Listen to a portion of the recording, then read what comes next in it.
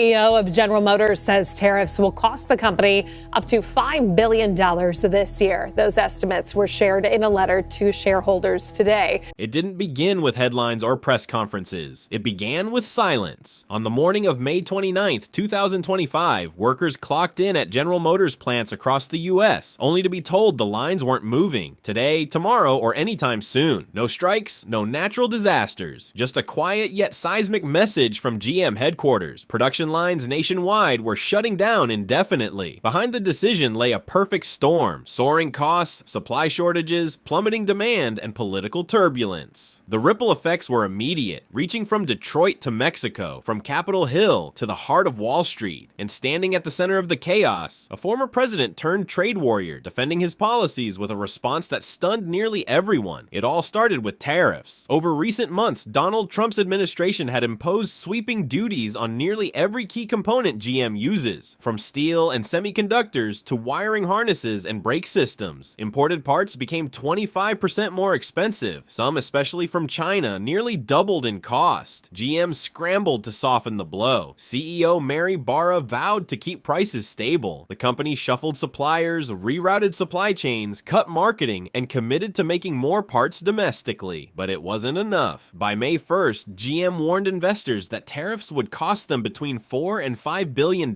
this year. The nation's largest automaker was now facing a massive financial hit, and warning signs were flashing bright red. The fallout came fast. Within a week of that warning, GM quietly paused operations at its Ontario electric van plant. 500 jobs gone. 2 days later, they idled production of the Hummer EV and Silverado electric pickup at Detroit's Factory Zero. 200 more jobs vanished. And then came the biggest blow: a full production halt across the U.S. The company couldn't build fast enough, couldn't build cheap enough, and couldn't count on demand holding. With rising costs, delayed parts, and jittery consumers, GM pulled the plug. Thousands of workers were suddenly sidelined. The impact extended far beyond factory walls, into parts manufacturing, logistics, dealerships, and already fragile local economies. This wasn't just a setback, it was a shockwave. Tariffs were just the start. The government also rolled back electric vehicle incentives. No more $7,500 tax credits. No more federal push to buy EVs. Battery costs stayed high and Chinese competition intensified. Suddenly, GM was trying to sell $65,000 electric trucks in a market that couldn't or wouldn't buy them. Inventories piled up, margins shrank, plants went dark. The automaker that once vowed to go all electric by 2035 now found itself stuck between rising costs and falling demand. And the industry began to feel the tremors of a deeper crisis. For workers, the shock turned personal. In Michigan, there were tears. In Tennessee, anxious gatherings. In Indiana, a chilling directive: take your tools and wait for the call. Unions lashed out. The UAW condemned the move as devastating and unjustified. Canadian labor leaders accused GM of using workers as political pawns, but all eyes turned to Donald Trump. At a rally in Pennsylvania, reporters asked him directly, "What do you think of GM shutting down U.S. production?" His response was calm, almost too calm. "I don't like it," he said. "We've supported them and still they shut down, but they made their choices. We're making ours." No anger, no threats, no policy pivots. Just a cryptic hint that new incentives could be coming for companies that invest properly. GM, expecting relief or exemptions, got a shrug, and Wall Street took notice. The markets reacted instantly. GM shares plunged 5% within the first hour. Ford and Stellantis followed. Analysts slashed forecasts. Some called it the start of a new era, the auto retrenchment era. Others went further. This is what industrial collapse looks like. On the ground, fear was spreading. In Texas, a GM shipping contractor prepared for layoffs. In Ohio, a parts supplier saw orders canceled. In Illinois, EV customers walked away, scared that repairs might not be available. And this may only be the beginning. Industry insiders say more automakers are reconsidering their production strategies. Ford is reportedly in crisis meetings. Toyota has warned it may scale back if new tariffs hit Japanese parts. The future looks uncertain and unstable. So what's next for GM and the auto industry? Some hold out hope that production resumes in June, that trade tensions cool, that supply chains stabilize. But many aren't so sure. Manufacturing output has declined for 3 straight months. A sobering reminder that in an age of policy by tweet, even the most stable jobs and companies can vanish overnight. Somewhere in a quiet factory, a conveyor belt sits idle, and a worker stands alone, asking the question no one has answered yet.